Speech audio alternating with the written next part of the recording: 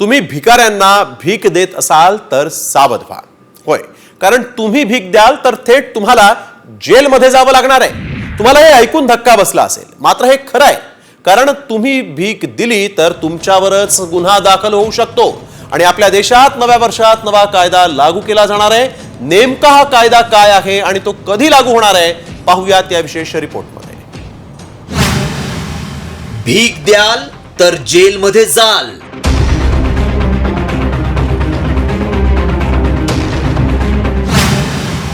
भिकाऱ्यांना भीक देणं आता गुन्हा.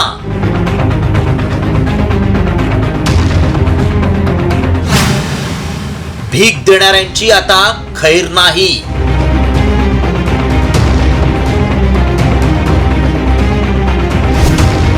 जर तुम्ही भीक देऊन पुण्य कमवण्याच्या विचारात असाल तर जरा थांबा, कारण आता भिकाऱ्याला भीक देणं हा गुन्हा ठरणार आहे. 1 जानेवारी 2025 पासून भिकाऱ्याला भीक देणाऱ्यांवर गुन्हे दाखल करण्याचा निर्णय प्रशासनानं घेतलाय.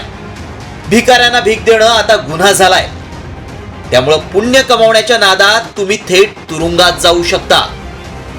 भिकाऱ्यांना भीक देणं गुन्हा का झालाय पाहूया. केंद्रीय सामाजिक न्याय मंत्रालयानं भिकारी मुक्त शहर करण्याची मोहीम हाती घेतली आहे. भीक मागण्याविरोधात जनजागृतीसाठी इंदूरमध्ये मोहिमेला सुरुवात झाली आहे. भीक मागण्यावर बंदी घालण्याचे प्रशासनानं आदेश दिलेत. भीक देताना पकडला गेला तर गुन्हा दाखल होणार आहे. जिल्हाधिकाऱ्यांनी भीक न देण्याचं आवाहन केलंय.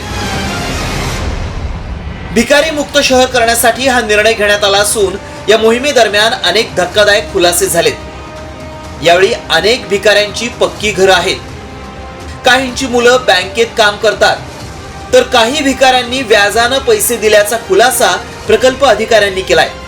या मोहिमेची अंमलबजावणी करताना 30 ते 40 भिकाऱ्यांची सुटका केल्याचं देखील सांगितलंय.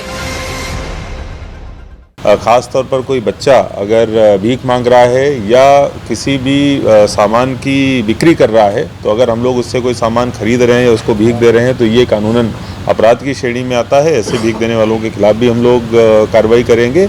और भिक्षावृत्ति में संलग्न जो बच्चों के अलावा दूसरे भी लोग हैं, अगर उनको भिक्षा दी जाती है तो निश्चित रूप से ये भिक्षावृत्ति को प्रमोट करने का कार्य है. तो ऐसे व्यक्तियों के विरुद्ध भी अब कार्रवाई हमारी चालू होगी. इससे संबंधित साइनेजेस हम लोग लगाने वाले हैं. मध्य प्रदेशात हा निर्णय झालाय. नवीन वर्षापासून तिथं या निर्णयाची अंमलबजावणी होणार आहे. मात्र केवळ शहर भिकारी मुक्त करण्यापेक्षा त्या भिकाऱ्यांच्या हाताला काम देऊन त्यांना भीक मागण्यापासून परावृत्त करणं हे देखील तितकंच महत्त्वाचं आहे.